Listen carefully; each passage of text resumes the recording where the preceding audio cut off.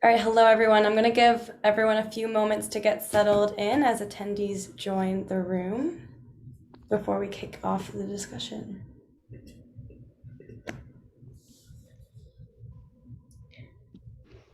Okay, so hello and welcome everyone to the crypto lending panel hosted by the Canadian Lenders Association. We have a great group of panelists today and a really interesting discussion moderated by Jay Schulman of RSM Canada. Jay is going to take us through a panel discussion and then we will be accepting questions live. So as a reminder, you can submit your questions at any time under the Q&A button at the bottom of your screen, and we will get to them after the discussion. And as always, this panel is being recorded and will be emailed out to all of you afterwards to watch over again. So without any further ado, I'll hand everything over to Jay to introduce our panelists and get the discussion going. Sounds great. Thank you. Appreciate everybody joining today. I'm Jay Schulman. I lead our blockchain and digital asset practice here at RSM across audit, tax, and consulting. We have a great panel today. I've asked our panelists not only to introduce themselves, but talk a little bit about their company so that you have a better idea of where they're coming from and their background. So Tanay, do you want to kick it off and talk about yourself and the company? Yeah, absolutely. Thanks, Jay. So for everyone here, I'm Tanay. I'm one of the co-founders of a company called Clearco, now previously Clearbank, where I ran our product and operations team. For context, Clearbank is a digital commercial lender that helps direct-to-consumer e-commerce brands raise and manage their non-dilutive capital. We were able to do this by using data science to assess the risk of the business in real time and provide founders with access to up to $10 million instantly. Over the last 18 months or so, we've deployed about $2.5 billion worth of capital and recently raised, closed a round of funding from SoftBank, which valued the company at over $2 billion. Just so I don't have to say this at every sentence moving into the panel, none of what I'm about to say is investment advice or should be taken as such. The crypto markets are incredibly volatile, so play at your own risk. Sounds great. Jerome? Sure. Great to be here. And my name is Jerome Dwight. I'm president of Brane, Inc. And we are a digital asset custodian and technology provider. And our mission is quite simply to help institutions keep digital assets safe.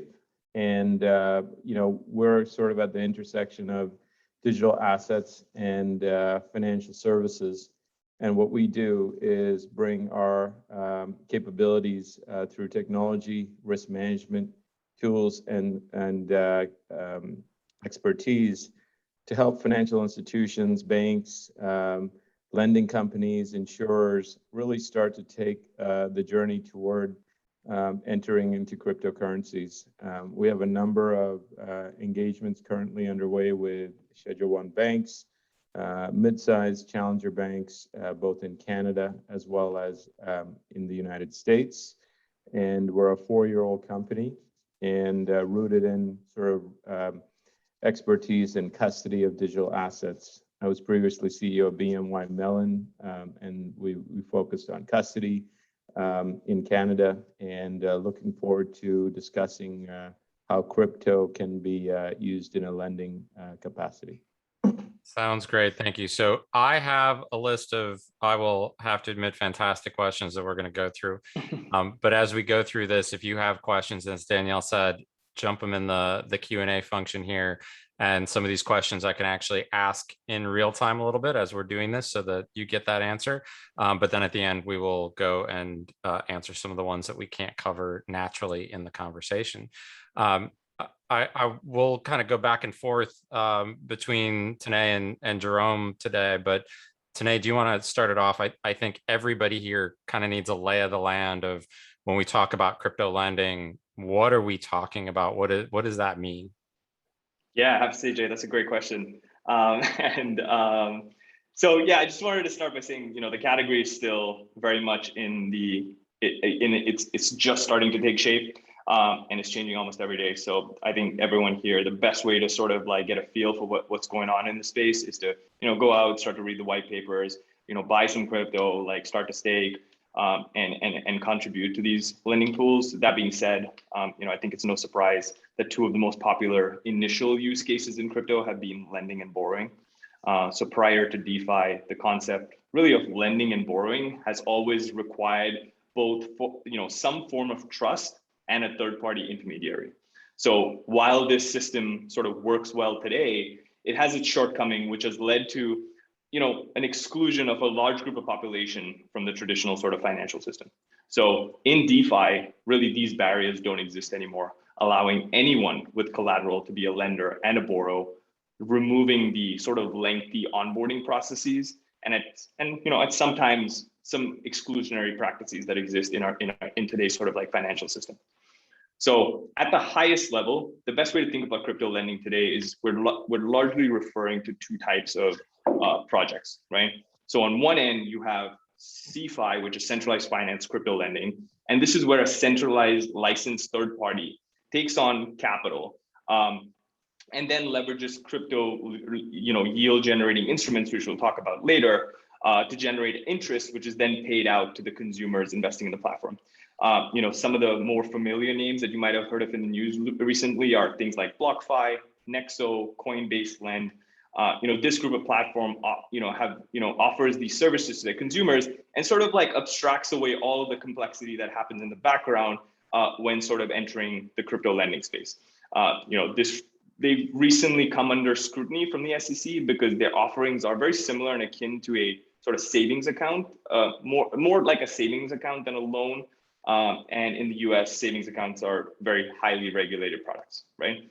Now, the meat and potatoes what we're going to talk about today is really DeFi lending, right? And this is where anyone can pool capital together in a decentralized liquidity pool of which, borrowers can take from and pay back at an algorithmically sort of determined interest rate, right? So to borrow, you only need to provide the collateral to take on a loan in DeFi, and after which you're able to do whatever you want with the proceeds. And the most important part here is the interest rates are determined by the supply and demand of the asset, and the lenders and borrowers are sort of free to enter and exit their positions at any time. This is really where the true disruption is happening, and some of the more familiar protocols which don't have a centralized third party that that is responsible for instilling trust are places like Aave, Compound, and other such DeFi lending protocols. In fact, the top 10 DeFi protocols in finance today, 5 of them are lending protocols, and just the top 3 lending protocols have about $38 billion in capital locked in these lending pools from which borrowers are borrowing and and lenders are earning interest on. So it's by no means a very small industry. It's compared to sort of like traditional commercial and consumer lending. It's just starting to take off, but currently just the top 3 lending platforms have about $38 billion locked in them today. So I want to highlight something you said at the very beginning of that explanation, which is that I'm probably not going to even quote you correctly. I think you said something like this isn't all written yet, and I'm hoping that there's a little bit of disagreement today and different perspectives. So Jerome, thinking about that same question, giving us the lay of the land, any way you'd frame that up differently or talk about where we are differently today? Yeah, so we're a B2B solution provider. Our technology, our custody technology at its core is designed for financial institutions, including lenders and banks, to hold on to cryptocurrencies, manage it safely, manage the private keys, and leverage it for the benefit of their clients. What we're seeing rapid interest in is fiat loans backed by crypto. It's a very simple asset, and if you step back, the market value of cryptocurrencies is now close to 2.5 trillion. That's on par essentially with all US dollars in circulation. So the fact that there is an established asset class now that has kind of emerged on the scene at scale naturally begs the question, how do we leverage it, right? And so what we're finding is FI, certainly some of the challenger banks are approaching us and saying, look, we've got millennial clients, we've got others who are just holding on to crypto in their wallets, and we want an institutional solution that we can offer them to, let's say they've got a view that use Bitcoin or any other coin, but for argument's sake, Bitcoin is going to go, very high over the next few years. So they didn't want to liquidate. So they're going to hold it in an institutional account like a Brane vault, and then turn around and get a loan to market value underwritten by their credit department. This frees up their liquidity. It's a very simple loan. And what we've been doing with our legal counsel is actually, coming up with the loan perfection terms so that we can actually manage that collateral as an independent collateral manager, the same way you would manage collateral on any other type of collateral. So it's an exciting space because that's the first step in our view of how lending evolves, right? Traditional fiat loans backed by this emerging new asset class. Now, there are obviously some features that you got to be mindful of. The volatility of the underlying asset is pretty high. So, we put in features like trigger levels and margin calls and things like that, that essentially helps the lender gain a level of risk management around the loans. But ultimately, this is an incredible source of new originations for banks, for institutions, and there's a bit of an early mover advantage for anyone in Canada or the US that really is looking to get into this space. But and I want to bring up an issue that's probably on a lot of people's minds at the moment. Tonight, you talked about it with how the SEC views this type of lending in the United States, but let's bring it to Canada. And Jerome, you want to kind of kick off the discussion here. First, where are we from a regulatory perspective today? And I don't know that anybody knows what the future will bring, but I'm sure you have a theory as to where we're going with it as well.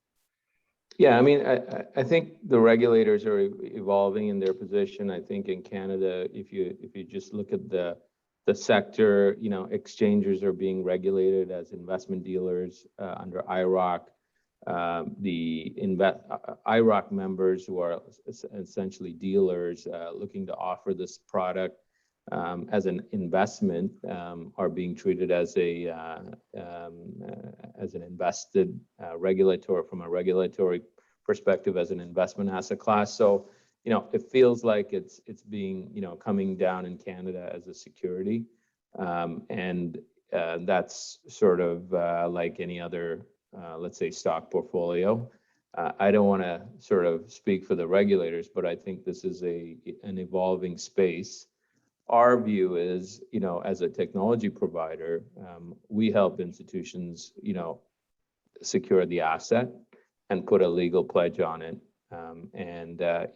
Whether it's a currency or a security, I think will continue to be debated. I think in the US, it feels like it's becoming more of a currency, but I'd be interested in Tanay's view on that as well. Yeah, like you said, it's pretty much the Wild West on what's going on right now. I think that the SEC sort of like mandate is to maintain orderly markets and protect consumers, all of which sort of makes sense. And the crypto space, in some ways is a bit tainted from the early days. You can think of the 2017 ICOs. Things are sort of a bit more rampant with fraud right now, and it's by no means a sort of like a perfect place where no regulation is required. But I think what's really important is that it is an incredibly powerful technology and ecosystem which is starting to pick up steam from the early adopters. So I think what everyone really is looking for from the regulators is a clear set of rules of the road on how they can leverage this technology and sort of use it to drive some operational efficiencies in their business practices and serve their customers. So I think that in the current space today, it is a bit murky as to what is accepted and what isn't accepted, and the rules are evolving over time. But I think everyone can say that a clear set of guidelines on how you can interact with this ecosystem would be beneficial for everyone. Will be beneficial not only for the crypto ecosystem, but for also financial institutions who want to interact with it. Yeah, and I guess. Oh, sorry, just to jump in. No, go ahead. I would say we have a pretty large compliance team And when we start working with a financial institution, whether it's a lender, a bank, we say, as we go through sort of that early whiteboarding and product development stage, we encourage the compliance officers to work with us and engage with the regulators, right? Because every institution is going to have a different set of regulatory issues to work through. So we're very clear that you need the engagement of the regulators if you want to do this well and do it for the long term. And so what we really encourage and do with our clients is to early on, as you're defining your product roadmap and your custody solution and your safekeeping solution, work collaboratively. We know it's not going to happen overnight, but if we give ourselves a 3 to 6 month time to market, I think then you have a much better and more robust platform and offering to come to market with.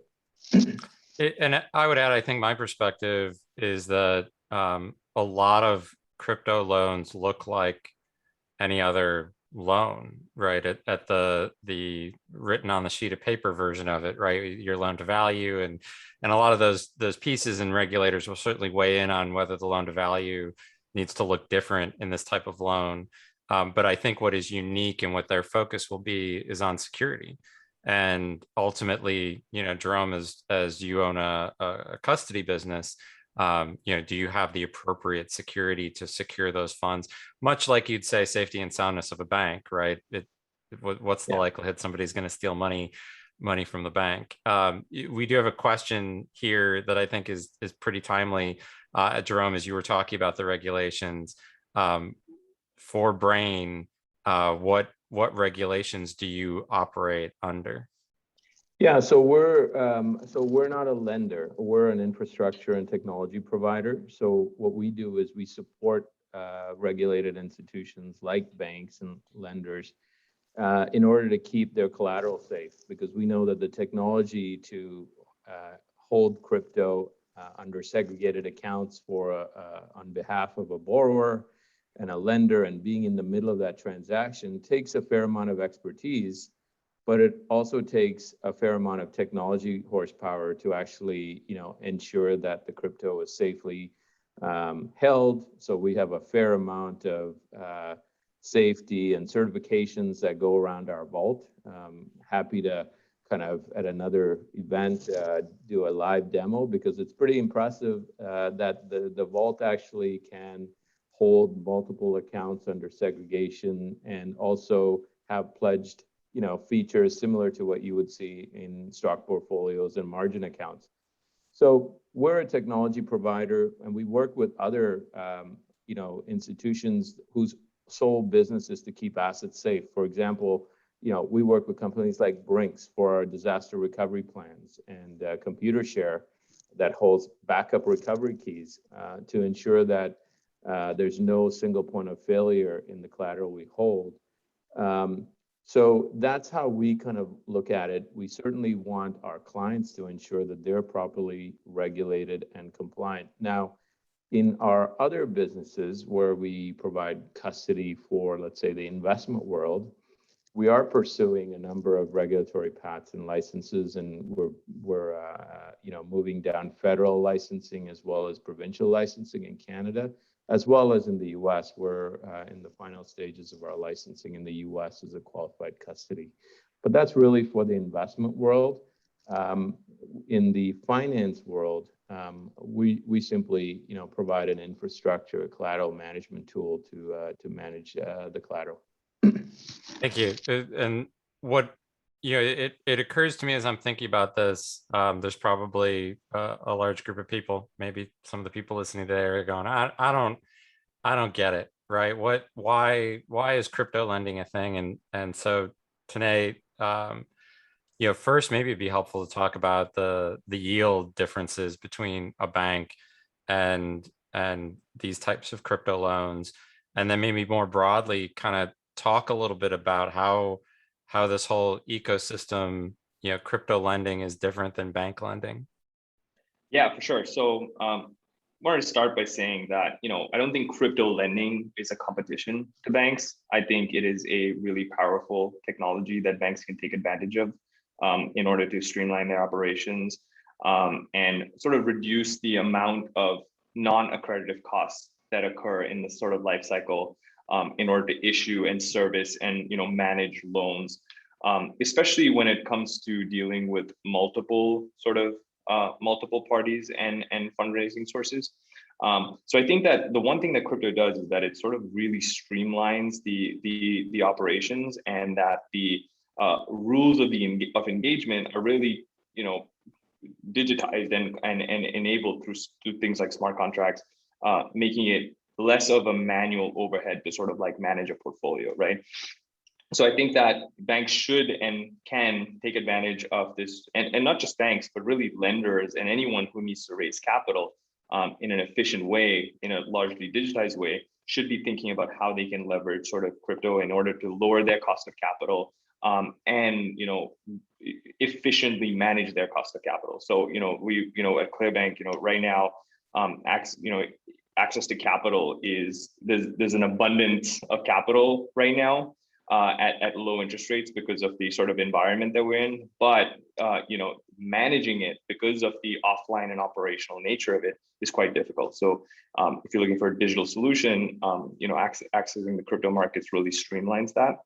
I think secondly, and to your question around sort of like the costs, the spreads are tightened because of, while banks might pay out 0.1% on your savings account and then sort of lend to you at like 19% on your credit card. The majority of that cost is like operational costs that the banks need to charge in order to sort of like manage their operations for, and in all fairness was necessary to sort of like get us here. But now, one is with a more streamlined digital architecture, you can streamline these operations, reducing the cost charged to both sides while maintaining sort of like a profit margin that's necessary in order to operate the business. The second piece is crypto allows for a more inclusive market and even opening up markets globally. So typically, as a lender, raising capital from sources in Europe or other sort of jurisdictions was incredibly difficult because it required sort of hedging, compliance with laws, and it was very opaque as to how you would, and it presented a barrier to entry. With this, really, if you set up these infrastructure correctly, you really have access to a global capital markets, which was previously unavailable to you. And lastly, it sort of like offers, when it is sort of like really free market and capitalism in a secure state where, interest rates are not determined by some arbitrary authority. It's determined by supply and demand and sort of like the health of your book and things like that. So I think it's a more efficient ecosystem. I think it has a long way, it has a little way to go before it's adopted in sort of mainstream. But the key differentiator and the key value add of crypto and DeFi lending is the digital nature of it. It streamlines your operations and provides some standardization when you think about accessing global capital markets, if that makes sense. Yeah, and you said something, Tanay, and I want to bring Jerome in on this, that they're not competing with each other, right? Crypto loans and bank loans aren't competing with each other. And Jerome, are you seeing that? Are you seeing banks wanting to offer crypto lending, and kind of your take too, because you said you have a pretty big compliance shop to manage all of this stuff. Are you still finding this an efficient marketplace to work in? Are you seeing some of the same things Tanay talked about? Most of our clients are banks, right? And we see the future where crypto financial products sit alongside traditional financial products, and they don't compete with each other. What's exciting is, there's like 1 million new adopters a day, a week in crypto, 300 million to 500 million people using this asset class already. Close to 20 to 30,000 businesses are now accepting it as payment. I think the banks and institutions that see this as, over the next 2 to 3 years becoming more and more commonplace, will win the race, right? And it's incredible. Like our clients from the U.S. are from all over the U.S., from Midwest to community banks, all who are saying, we've got clients coming in and saying, hey, I've got crypto in a wallet. Can I get like a loan against it? Can I put it into your safety deposit box?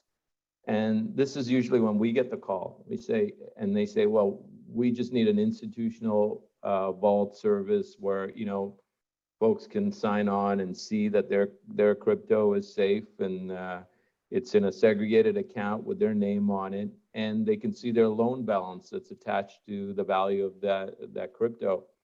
So we're really excited. I mean, I previously also headed up RBC's wealth management business internationally, and we used to underwrite loans for ultra high net worth families with every kind of hard asset there was, right? I mean, banks underwrite traditional loans. If you can put a value on it, we'll find you a way to get you a loan. So I just see this asset as the most efficient way of getting the customer's liquidity, but also the ability to hold a store of value that's going to potentially be a great diversification tool in their portfolio. Yeah, and just following up on that, and I think that sort of like everything that exists in true DeFi lending today is all over collateralized sort of lending, and really what's required for it to cross the chasm and sort of break through into traditional sort of consumer markets is really the concept of identity and compliance. So, and this is where sort of like banks can play a really key role by leveraging a really powerful back office automation digital technology, while also working with folks like Jerome and Brane and the compliance teams in order to make sure that you're weeding out the bad actors, you're operating in a compliant way, and you're really using crypto for what it is, which is a really powerful digital efficient piece of technology for you to service these assets that you're sort of managing. Yeah, and I know we're here to talk about lending, but Jerome, you mentioned payments, and a lot of times I get the feedback, oh, nobody's going to buy a cup of coffee with Bitcoin, and I agree with that. I don't think anybody's going to buy a cup of coffee with Bitcoin, which is why they want to expensive Bitcoin. That's expensive. But I think that for those of you who are following our supply chain challenges, moving stuff around the world is incredibly challenging right now. And so if you're buying something from halfway around the world and they can only load 5 shipments today, they're going to load the 5 shipments that they've received the money for, right? Cash in hand, they're gonna load those first. And using our traditional payment rails, that takes an awfully long time. Using what we're talking about here today, these cryptocurrencies, is in a matter of minutes. And I think that's where we're seeing this dynamic change, where I don't think coffee is the right payment model here. Although I had some provider today announce that they were going to support buying coffee with Bitcoin. But I think it is these big payments. And if I'm going to have to keep something like Bitcoin or Ether to hold in case I have to make that payment, I want to earn some interest on that before I do it. And I think that's where the lending comes in. I can't remember, Jerome or Tanay started. I think actually both of you have kind of hinted at it as we've gone along, is this idea of banking the unbanked. And in my point of view, it's a topic that I started in banking in 2003. I'm dating myself here, and that's been a topic of conversation ever since, and I'm sure before that as well, but at least in my mind. And so, is this different now, or do we think that there's an opportunity here in the digital asset world, and especially the opportunity for lending unbanked people? What's the thoughts? Tanay, do you want to kick this question off? Yeah, I think it's a hugely powerful technology to bring the previously unbanked population into and offer them sort of like a new financial services, and sort of like looking even in the U.S. while a lot of Americans who are banked might think financial services, might think Wells Fargo, Chase, Sapphire, credit cards, a lot of Americans, millions of Americans, I think tens of millions of Americans would associate financial services with Wells Fargo. And there's that line, which is, sorry, not Wells Fargo, Western Union and check cashing services. And there's that line and quote, which is, it's expensive to be poor, right? And I think that, and that's really by design. So I think this offers not only a powerful technology, but also can be way more inclusive. I think globally, there's close to 2 billion adults who are unbanked globally. And if you think about sort of like access to financial services in North America as one, as a pain point, think about like access in sort of like emerging markets like India, Brazil, El Salvador just adopted Bitcoin as sort of like legal tender. But if you want to send like I grew up in India and sort of came here to Canada. But if you want to send like $100, which could be a life-changing amount of money to not a life-changing amount of money, but could be bills for weeks in the Philippines or in other countries like India and developing nations. Like about $65 of that $100 is going to be chewed up in foreign transaction fees. And I think that, it is like this technology because, and while it's not perfect yet, and there are fees like Bitcoin fees might be really high right now. And so it's either, but there are new sort of cryptocurrencies that are coming out. Protocols like Solana dramatically lower the cost for on a per transaction basis. So I think it's just incredibly exciting where, by developing these technologies, you're being more inclusive. And I think that by including a larger group of population into this ecosystem, you actually get a much more efficient market with true sort of like price discovery rather than, an inefficient market that offers a lot of sort of opportunities for arbitrage right now if you're in the right place at the right time. Yeah, I'm going to disagree with you a little bit on how you categorize fees, because I think we have this impression that a lot of things we do in banking are free, and you're paying for it one way or another. And I think in the digital asset world, there's no house, there's no centralized entity, and so it's truly unbundled banking. You are paying for moving from checking to savings. And I am curious, we'll see over time whether the fees that you pay for all these transactions, how it compares to traditional banking world. And I agree, El Salvador, I think, should be a country that we all look at in particular for those remittances, and especially as we go into the holiday season, where we typically see a lot of Western Union transfers, for example, into El Salvador. How many people choose to use digital assets, Bitcoin in particular, because that's what El Salvador made legal into El Salvador. Jerome, again, kind of to reset the question, not that Tanay, you answered it great, but just to reset the question in terms of the unbanked, is this different today in terms of banking the unbanked? Is crypto really going to be a differentiator here?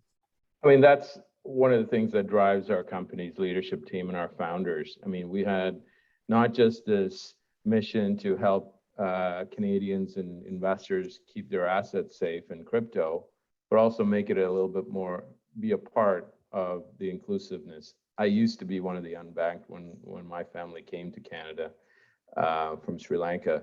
So there's 2 billion out there, okay, and 2 billion unbanked that don't have a bank account, but they have mobile phones. And so digital currencies have this incredible promise to solve that issue and bring those individuals into the modern financial system, which is incredibly empowering for us. And you look, we talked about money transfers. We know that the diaspora in the Western society moves about, 500 billion a year back to their home countries. And to Tanay's point, about 40–50% of that gets chewed up in fees on fees, and then also the time it takes to get there. Crypto solves that instantly at pennies, at fractions of a dollar. So for global financial institutions, this is a massive opportunity. It's not a competitive threat. It's an opportunity to bring this into your roadmap, bring it closer to home. You look at, stats out there in the last few months have shown that the earliest and the fastest adopters in digital assets are minorities and women. Typically, the two segments of the population that are not part of the sophisticated financial system. They don't have wealth managers, financial advisors to help them plan their future estate plans, etc. These participants are accessing digital assets at a much faster rate than other adopters. And we've seen it in El Salvador, but we're also seeing it in a lot of emerging markets.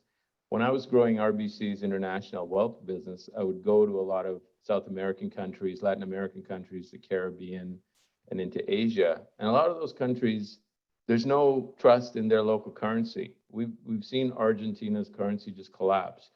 That fear exists with lots of other countries as well, as inflation rises, as money printing goes on. And that's why you see everyone sort of parking their money in US dollar accounts and other parts of the world. But the average person can't have a Swiss bank account to put their savings in.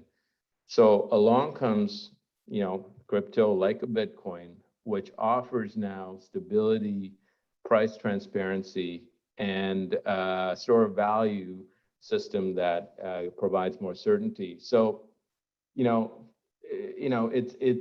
it opens up a broader marketplace opportunity for those who are willing to step into it. Right.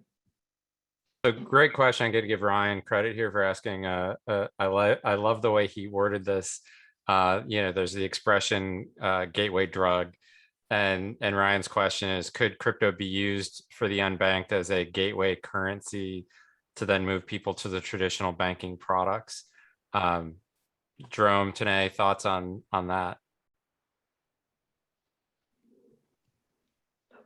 Yeah, I mean, my take on it is that, crypto has a place as part of a diversified, financial wallet, right? So it's really not a either or. To me, it's this really powerful way of offering more choice to a consumer, whether it's a payment method, it's an investment solution, or a lending product, right? So to a certain extent, it's not an either or, it's how well do they integrate. So consumers can move in and out of fiat and crypto products in a way that's frictionless. That's where we'd like to get to. Yeah, and I agree with that. And I think that, I see it as a gateway, but I see it as complementary. And we're starting to see wallets like that exist today, closer to home. Wealthsimple Trade offers crypto trading and sort of investments in the same application, and they sort of sit side by side. In the US, you have Square, which offers Bitcoin trading, which sits next to your NFTs, which also sits next to your cash, which sits next to your stock. And I think that's the trend that we're seeing. Robinhood just said they're going to be releasing a crypto wallet as well of their own. So I think it's not one or the other. I think these two worlds are going to start to blend, and already have started to blend. And I think that new adults and younger people seeing entering the market today really want that. I wish I had my real wallet. We use the expression "fighting for your wallet." And I think the future is fighting for this kind of wallet, which is kind of where I want to go next. And to bring up the comment that I've misquoted you now. This will be the second time I misquoted you today on, this hasn't all been written yet. I want to talk about the future, and I think both of you have given your perspectives on where you think this is going to go, but kind of walk me through what you think the next 12 to 18 months might look like in this space. Tanay, you it looked like I was asking a hard question, so I'm going to put you on the spot and make you answer that one first.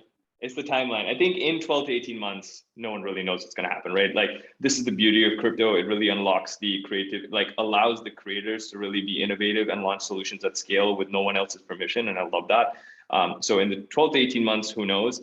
I think the most important problem to solve in lending for it to cross over into mainstream is to solve this problem of identity. And imagine if you could have your credit score digitized and you could sort of interact with this crypto system where you have a history of payments and real-time collateral movement available to you, so you can interact with the crypto ecosystem in a very compliant way. And I think that right now that is now we can debate whether that's crypto DNA and native or not, but I think for it to cross over into the mainstream, this concept of identity, which has not been solved yet, needs to be solved and is a huge opportunity for anyone who wants to take a crack at that. I think that's one that's going to sort of like really play out. The second piece is there's going to be newer and newer protocols being launched into the space, with each of their own has their own sort of like fundamentals and are designed for very specific use cases. So I think what's going to happen is you're going to start to see a lot more activity in these ecosystems. I just today, a company called Ripple, who is developing and building into the XRPL ecosystem, released a $250 million fund for NFT creators in order to launch and build NFTs on their platform. So I think that the money's starting to flow in, the opportunities are available, and I think that now it's all about how you can be creative. But if I had to pick one sort of really big pain point that needs to be solved in lending, it's this concept of identity. Yeah, I mean, I think in terms of where this goes in the next 12 to 18 months, from my perspective, it's going to be regulation and more regulation, which is great. I think, we're a very regulatory first company, and we think that's what's going to ultimately bring certainty to the market, to allow institutional adoption, retail adoption. We've seen now some very good progress on the regulation of exchanges in Canada. We're starting to see that also in the US. So like any other market and any other financial product, a lending product is something that will start to get regulated, and we're very happy about that. So I think that's why we, as a technology company, for every technology hire we hire, we probably hire an equivalent number of compliance officers in our team, because we know that this industry is going to come under heavy scrutiny and regulation, and we think it's a good thing, because that's what it needs. So that's where I land on, and I think though. Canadian institutions generally lag behind global institutions in adopting these sorts of new innovations. I don't think they can afford to. I think there is this huge, massive swell of Canadians and international clients and customers that are demanding access to this asset class through a financial product. We've seen how well the purpose investment ETF did, right? $1 billion in a month in terms of AUM, and we've seen 3iQ do the same. So there is this real pent-up demand from a retail and corporate, quite honestly.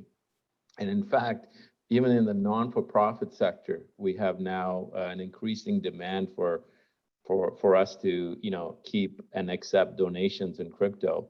So it's coming with a vengeance, and I think Canadian institutions should move. I mean, they should move in a way that works closely with regulators, with partners like Clearco and Brane, to come up with, to be best prepared, because what you don't want to do is lose customers because you don't have the product breadth that your competitors have. Yeah, I want to highlight two things. One that each of you said, and Jerome, you said, regulation is coming, and then you added, but it's a good thing. And I think there's this impression that regulation is a bad thing, or that the regulatory agencies are going to shut this all down. And I think what we've all talked about for the past 45 minutes now is trying to get this cleaner, more regulated. And to do that, I think, Tanay, you're absolutely correct. We talk about blockchain as being anonymous. I think for the most part, it's really not. It's synonymous. It doesn't have your name on it, but we're pretty sure we know who you are, and there's a lot of criminal examples of that. And I think it will be about applying maybe not a name, but certainly a clearance that person has been cleared for things like anti-money laundering. We have a couple great questions here that I want to go through, and I don't know, it's been interesting. One of the questions here is about the Coinbase Lend product that the SEC came out against. Coinbase, I believe, ended up withdrawing that project. But what was interesting, and I don't know if you both saw it from a website called CoinDesk, there was an editorial that said, Gary Gensler, you should look at how Canada is regulating CoinDesk. So the question specifically is, do you think we can do a product like Coinbase Lend in Canada? Canadians may want to deal with Canadian crypto firms instead of foreign firms, like and a whole bunch of centralized and decentralized organizations are listed here. Thoughts on that? I can kick it off. So I can't speak specifically to Coinbase.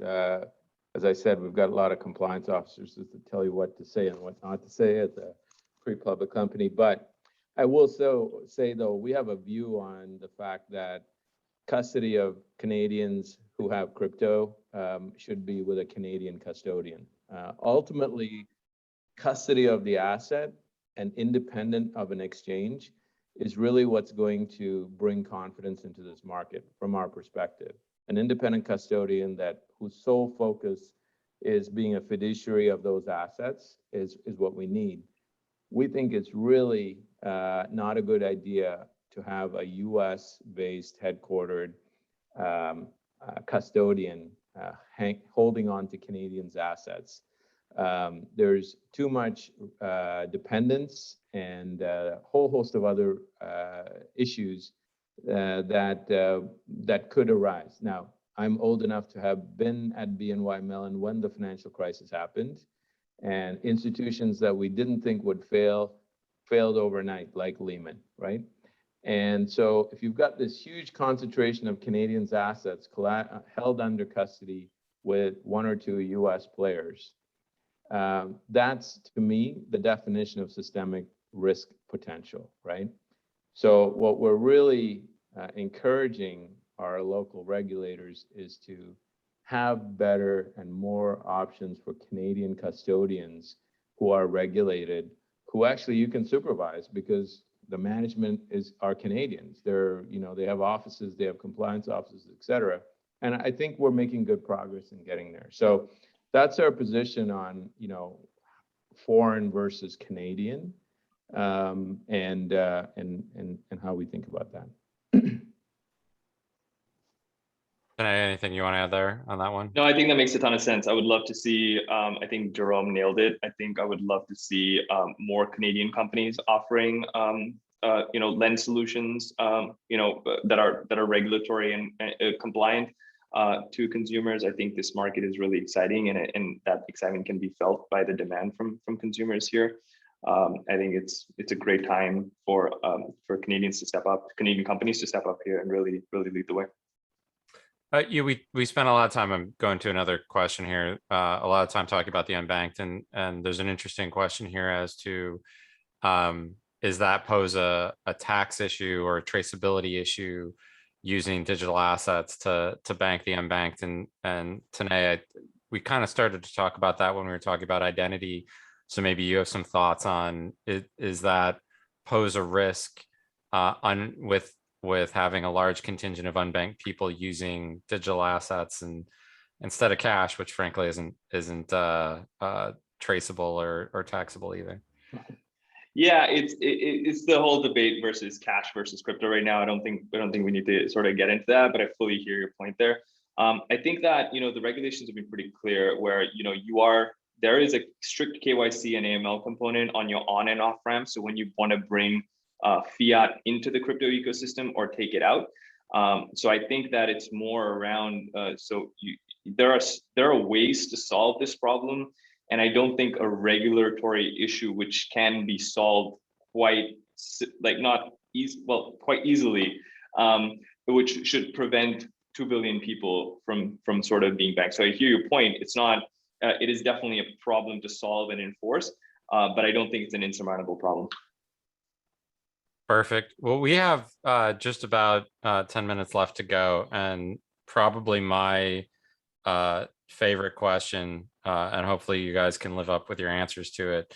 I mean, we've covered absolutely so much ground in the past 50 minutes. I think the key question here is what do you do? What is the one takeaway for everybody here today? I'm a big believer that you just can't remember 6 things that we talked about today. You can only probably remember one. And so maybe Jerome, do you want to kick us off with the one takeaway that you have from today's session? Yeah, I think it's the market's moving faster than most of us can appreciate. So if you're in the lending business, I would say shamelessly talk to Brane. We're not looking to build you anything, but we can help you and guide you with some of the solutions out there that'll help you think about your roadmap. These products and solutions are not going to happen overnight, but at least start the process so that you're not at a competitive disadvantage when this market turns overnight and there's market share risk. So I would say start the journey, do your research, and talk to players like Tanay at Clearco, Brane. We're always open for no obligation conversations about how we're helping institutions on this journey. Yeah, I agree with that. I think the future's like here, it just hasn't been evenly distributed. And I think that any lenders out there would like to reduce their cost of capital and make it a lot easier on their capital markets team in order to manage their compliance with their capital raise. We're working really hard with other players in the space, in the crypto space, to make that fundraising and capital management process a lot easier.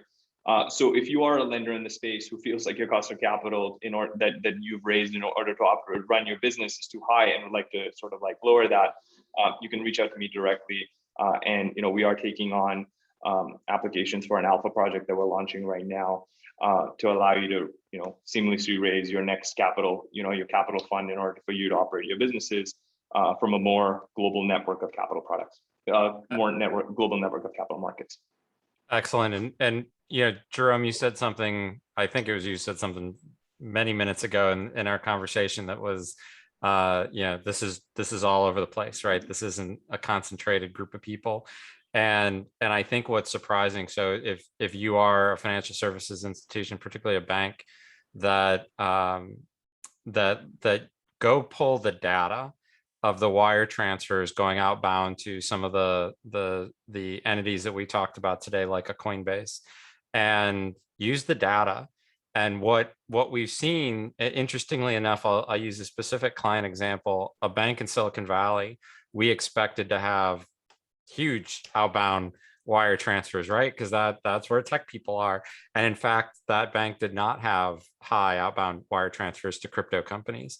And yet a bank in middle America, farmland, USA, had a massive amount of outbound wire transfers. And so what that tells me, and what we often use, is that this isn't a demographic, it's a psychographic. And because it's a psychographic, you can't go, look at your customer base. You have to look at the actions of your customer. And so I'd encourage you all to look at the actions of your customer and keep looking at the actions of your customers. We've all kind of said this ecosystem is moving so rapidly. And so these quarter by quarter numbers can be quite different and such a high growth area. And I think that's something definitely to pay attention to. So I thank both of you for this discussion. I think it was outstanding. Covered regulation, covered the differences between crypto lending and bank lending. I actually thought the conversation around the unbanked was fantastic. And then we'll regroup again in 12 months and replay our predictions and see how we scored there. So thank you very much. Danielle, I'll turn it over to you to wrap us up today. Great. I just wanted to thank you all so much for your incredible insight, and to you, Jay, for moderating such a great discussion. We covered a lot, and I look forward to part 2 in a year's time. I also want to thank everyone who tuned in and submitted questions. We invite everyone to become a member of the CLA. Please subscribe to our newsletter and attend our upcoming events. You can find them at lendersevents.com. And we will also be emailing out this recording of the session if you want to watch it over again and or send it to your friends. So anyway, thank you so much and have a great rest of your day. Thank you.